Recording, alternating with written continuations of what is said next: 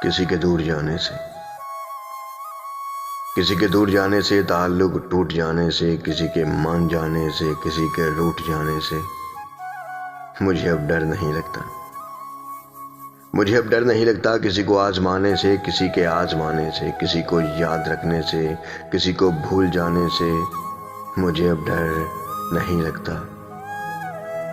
کسی کو چھوڑ دینے سے، کسی کے چھوڑ جانے سے، نہ شمع کو جلانے سے، نہ شمع کو بجھانے سے مجھے اب ڈر نہیں لگتا۔ اکیلے مسکرانے سے، کبھی آنسو بہانے سے، نہ اس سارے زمانے سے، حقیقت سے فسانے سے مجھے اب ڈر نہیں لگتا۔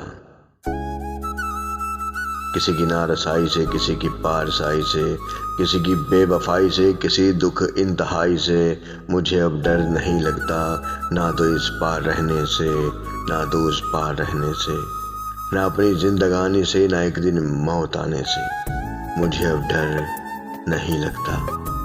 مجھے اب ڈر نہیں لگتا۔